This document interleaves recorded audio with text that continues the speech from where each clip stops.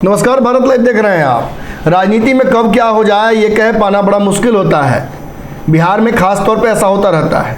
अभी आप ढंग से खुशी मना नहीं पाए थे भाजपा के लोग कि किस तरीके से मांझी जी के जाने की वजह से महागठबंधन का कुनबा जो बहुत बड़ा था वो खिसक कर अब केवल 6 दलों का रह गया है।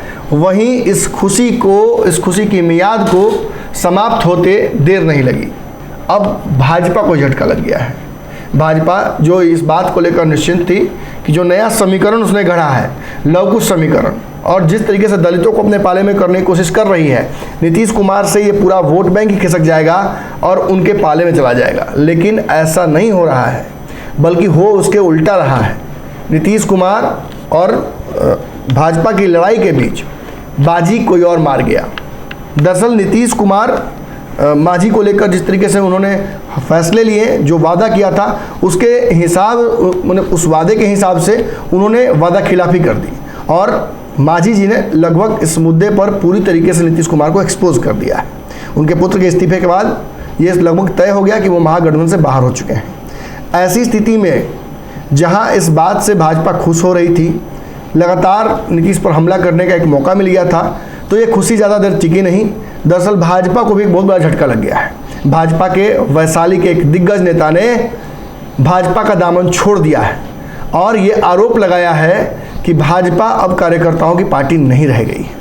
इस पार्टी में अब कुछ ऐसे लोग आ गए हैं जो कार्यकर्ताओं को लगातार हतोत्साहित कर रहे हैं, अपमानित कर रहे हैं। ऐसी स्थिति में एक क्षण भी इसमें बने रहना संभव नहीं है। दरअसल ये कयास लगाया जा रहा है कि वैशाली के इस बड़े चेहरे ने अब मन बना लिया है कि वो एक वैकल्पिक जो राजनीति हो रही है बिहार में उसका हिस्सा बनेंगे।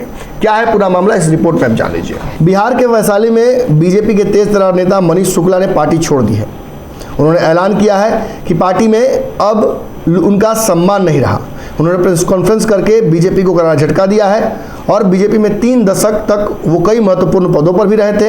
अब कहा जा रहा है कि मनीष शुक्ला राजनीतिक आशियाने को बदलकर उस पर अब विचार कर रहे हैं। जानकारी ये भी है कि वो सैकड़ों संख्या में अपने समर्थकों के साथ किसी अन्य राजनीतिक दल से जुड़ने वाले हैं। ऐसा लग रहा है कि इसकी औपचारिक घोषणा आने वाले समय में वो करेंगे, लेकिन उनकी नज़दीकियां हाल के दिनों में प्रशांत किशोर से बढ़ी हैं। तो खबर ये आ रही है कि प्रशांत किशोर के साथ वो जा सकते हैं। दरअसल मनीष शुक्ला ने हाजीपुर के गोल्डन कड़ी के सभागार में आयोजित प्रेस कॉन्फ्रेंस के दौरान बीजेपी पर ही निशाना साधा। उन्होंने कहा कि ये अब पहले वाली पार्टी नहीं रही, यहाँ बीजेपी कार्यकर्ता की अनदेखी होती है। 1990 से लगातार बीजेपी के महत्वपूर्ण पदों पर वो रहे हैं। इस दौरान उन्हें कभी ऐसा नहीं लगा कि उनके साथ अन्याय हो रहा है या कार्यकर्ताओं की अनदेखी हो रही है। इन दिनों लगातार पार्टी उनकी उपेक्षा कर रही है और कई कार्यक्रमों में उन्हें पूछा तक नहीं गया है। ऐसे में मनीष शुक्ला ने यह भी कहा कि बीजेपी में आम कार्यकर्ताओं की वह पूछ नहीं रही है। पार्टी छोड़ने का निर्णय मैं अपने होशोहवास में ले रहा हूँ, लेकिन अभी किस पार्टी में जाऊँगा इसको लेकर मैं स्पष्ट नहीं कर सकता हूँ। मैं अपने लोगों के साथ विचार विमर्श करूँगा। एक बड़ी जो सेना है वो मेरे पीछे खड़ी है। चर्चा के बाद ही निर्णय लिया जाएगा। लेकिन एक बड़ी बात यहाँ ये है कि जो ये नेता हैं, इनकी जो पहचान है वो भाजपा से जरूर रही है, लेकिन हाल के दिनों में प्रशांत किशोर से इनका जुड़ाव दिखा गया है। कई जगह सार्वजनिक जगहों पर ये प्रशांत किशोर से दिखे हैं और अब खबर आ रही है कि प्रशांत किशोर के बढ़ते कद को देखते हुए उनके साथ आने वाली रणनीति का हिस्सा ये बन सकते हैं।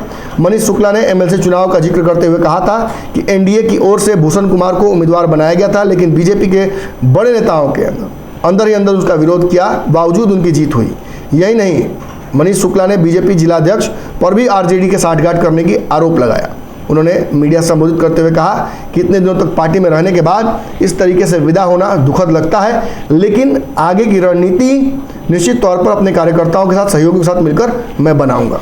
अगर ये वीडियो पसंद आई और वह बिहार के राजनीति और बिहारियत से सरोकार रखेनी तो सब्सक्राइब बटन दबा के चैनल के सब्सक्राइब कर ली।